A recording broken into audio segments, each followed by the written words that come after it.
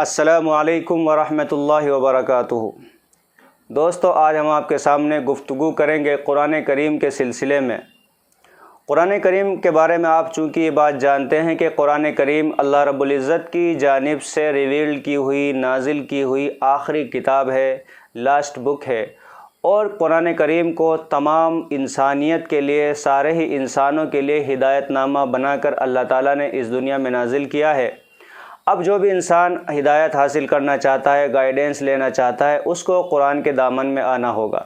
اب ہم یہاں قرآن کے سلسلے میں قرآن کا نام قرآن کیوں رکھا گیا، قرآن کے اندر آج تک چینجنگ کیوں نہیں ہوئی، قرآن جیسا نازل کیا گیا تھا ویسا ہی آج تک کیسے باقی ہے جبکہ اس پر صدیاں گزر گئی۔ حالانکہ دنیا میں نازل کی جانے والی کتابیں اس سے پہلے بھی بہت سی تھی جو اللہ تعالیٰ نے نازل کی ہیں، لیکن وہ اپنی اصلی کنڈیشن میں نہیں رہی، اپنی اصلی حالت میں نہیں رہی، ان میں چینجنگ کر دی گئی، ان کو بدل دیا گیا۔ لیکن قرآن کریم کا حال اس سے بالکل مختلف ہے۔ قرآن کریم جیسی نازل کی گئی تھی ویسی ہی آج باقی ہے۔ قرآن کا نام اصل میں قرآن کیوں رکھا گیا؟ علامہ ابو المعالی نے قرآن کے تقریباً 55 نام ذکر فرمائے ہیں کہ قرآن کے 55 نام ہیں، اور بہت سے حضرات نے قرآن کے 90 سے بھی زیادہ ناموں کا ذکر کیا ہے۔ علامہ ابو المعالی 5ویں صدی ہجری کے بڑے عالم ہیں، اور علامہ زرکشی نے اور علامہ سیوطی نے ان کا بہت ذکر کیا ہے اپنی کتابوں میں۔ قرآن کریم کے دراصل 5 نام ہیں، جو صحیح بات ہے۔ قرآن کریم کے دراصل 5 نام ہیں صرف، اور جنہوں نے اس کے 90 نام تک ذکر کیے ہیں انہوں نے المجید، الکریم اور دوسری جو صفات آئی ہیں قرآن کریم کی ان کو نام گنا ہے۔ قرآن کریم کے جیسا کہ میں نے ذکر کیا، قرآن کریم کے اصل نام 5 ہیں۔ پہلا تو وہی القرآن، دوسرا الفرقان، تیسرا الکتاب، چوتھا الذکر اور 5واں التنزیل۔ یہ اس کے اصل نام ہیں، اور یہ اسم علم کے طور پر بھی قرآن کریم میں بیان کیے گئے ہیں۔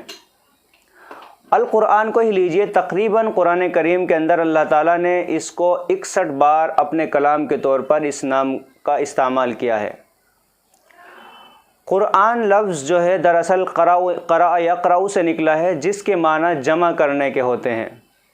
چونکہ اس میں الفاظ کو اور حروف کو جمع کیا جاتا ہے، اس لیے قرأ یقرأ اس لیے اس کا نام قرآن ہے۔ پھر قرآن کو جو ہے پڑھنے کے طور پر بھی استعمال کیا جانے لگا۔ اسی لیے قرآن کریم میں ارشاد ہے ان علینا جمعہ و قرآنہ، بے شک ہماری ذمہ داری ہے اس کا جمع کرنا اور اس کا پڑھنا۔ قرآن کا دراصل نام قرآن کیوں رکھا گیا؟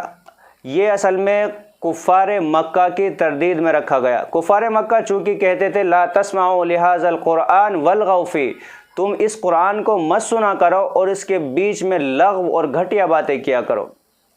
دراصل یہ ان کے پروپیگنڈے کو ختم کرنے کے لیے اور پروپیگنڈے کی تردید کے طور پر قرآن کا نام قرآن رکھا گیا، اور یہ قرآن اتنا مشہور اور معروف اللہ تعالیٰ نے کر دیا کہ ان کے وہ گھٹیا جملے اور گھٹیا ہتھ کنڈے دنیا سے ناپید ہو گئے۔ چونکہ قرآن کریم کو اللہ تعالیٰ نے تمام دنیا کی ہدایت کے لیے نازل کیا تھا، اس لیے ہمیں قرآن کریم کی تاریخ، اس کی ہسٹری اور اس کا بایو ڈاٹا کیا ہے وہ ہم سب کو معلوم ہونا چاہیے، کیونکہ یہی وہ واحد کتاب ہے جو نسل انسانی کے لیے اللہ تعالیٰ نے محفوظ کی ہے، اور اللہ تعالیٰ نے اس کا ذمہ خود قرآن کریم میں بیان کیا ہے۔ انا نحن نزلنا الذکر وانا لہ لحافظون، اللہ تعالیٰ نے کہا بے شک ہم نے ذکر کو نازل کیا ہے اور ہم ہی اس کی حفاظت کریں گے۔ جب حفاظت کی ذمہ داری اللہ تعالیٰ نے خود لے لی ہے تو پھر اب اس قرآن کو دنیا سے بدل دینا، دنیا والے اس کی چینجنگ کی کوششیں بھی اگر کریں تو قرآن کریم کے اندر چینجنگ کرنا ناممکن ہے، چونکہ اللہ تعالیٰ نے اس زمانے میں بھی قرآن کریم کی حفاظت کے اتنے وسائل پیدا کر دیے ہیں کہ قرآن کریم اللہ تعالیٰ نے ایسی کتاب بنائی ہے کہ یہ انسانوں کے سینوں میں ہی محفوظ کر دی۔ اگر ہم اس کو کتابی شکل میں اس کو مسخ بھی کرنا چاہیں تو کتابوں سے بھی نہیں کر سکتے، لیکن اللہ تعالیٰ نے اس کے باوجود اس کو انسانوں کے سینوں میں محفوظ کر دیا۔ اب جب قرآن کریم انسانوں کے سینوں میں محفوظ ہے تو قرآن کریم کی چینجنگ کی بات کرنا ایک بے وقوفی کا عمل ہے۔ اور جو لوگ یہ نعرہ لگاتے ہیں کہ قرآن کریم کو چینج کر دینا چاہیے، اس کے اندر سے کچھ آیات کو نکال دینا چاہیے، دراصل وہ قرآن کی تاریخ سے واقف نہیں، وہ قرآن کی ہسٹری سے واقف نہیں۔ اگر ان کا قرآن سے تھوڑا سا بھی لگاؤ ہوتا، وہ ایسی بے وقوفی کی باتیں نہ کرتے اور وہ قرآن کے دامن میں آ کر رہبری حاصل کرتے۔ ان لوگوں نے قرآن کے ساتھ بہت ہی گھٹیا سودا کیا ہے اور انہوں نے اپنی دنیا چمکانے کے لیے انہوں نے اپنی آخرت اور اپنی اخروی زندگی کو برباد کر لیا ہے۔ اللہ تعالیٰ ان لوگوں کو قرآن کی صحیح رہبری حاصل کرنے کی توفیق عطا فرمائے اور ہم کو قرآن کے فیض کو عام کرنے کا ذریعہ بنائے۔ چونکہ یہ کتاب تمام نسل انسانی کے لیے نازل کی گئی ہے تو ہمیں اللہ تعالیٰ اس کتاب کو تمام نسل انسانی تک پہنچانے کا ذریعہ اور امین بنائے۔